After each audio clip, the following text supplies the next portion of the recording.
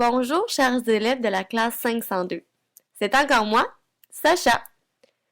Je suis venue aujourd'hui pour vous parler des mots génériques et des mots spécifiques. Tout d'abord, je vais vous définir ces deux termes. Un mot générique est un mot qui représente une catégorie ou un ensemble d'êtres ou de choses. Tandis qu'un mot spécifique est un mot qui représente un être ou une chose faisant partie d'une catégorie ou d'un ensemble. En d'autres termes, un mot générique est un mot qui a un sens général et qui nous permet de regrouper des mots plus précis ensemble.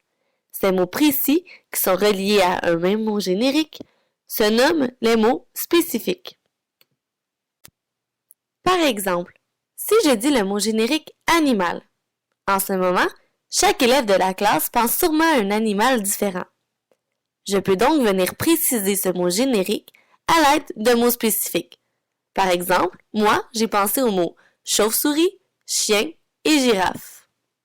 Cela prouve que le terme animal est un mot générique puisqu'il regroupe plusieurs êtres dans un même ensemble. Dans cet exemple, chauve-souris, chien et girafe sont des mots qui viennent apporter une précision au mot générique animal. Cependant, il ne faut pas se tromper. Dans certains cas, un mot générique peut également être un mot spécifique et un mot spécifique peut également être un mot générique. Par exemple, chien, qui est un mot spécifique du terme animal, peut à son tour devenir un mot générique. En effet, le mot chien peut regrouper une catégorie d'êtres. Par exemple, des collés, des bulldogs ou encore des bergers allemands. Chien se trouve donc à être un mot générique par rapport au mot spécifique collé, bulldog et berger allemand. C'est bien beau toutes ces explications, mais vous allez sûrement me demander pourquoi est-il important de s'intéresser aux mots génériques et aux mots spécifiques? Eh bien, j'ai deux bonnes raisons pour vous. Premièrement, il nous aide à comprendre les liens qui existent entre plusieurs mots. Par exemple, nous pouvons regrouper les mots chien, loup et renard sous le mot générique canidé. Ici, canidé nous aide à tisser des liens entre trois mots de manière à former un ensemble. Deuxièmement, les mots génériques nous aident à éviter les répétitions. En effet, regardons l'exemple suivant.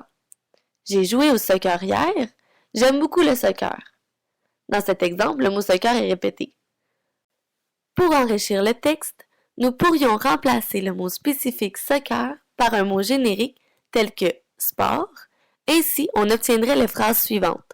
J'ai joué au soccer hier, j'aime beaucoup ce sport. Je trouve cela beaucoup plus élégant. Sur ce, je vous dis merci pour votre écoute, chers élèves de la classe 502. Au revoir! Created using Powtoon.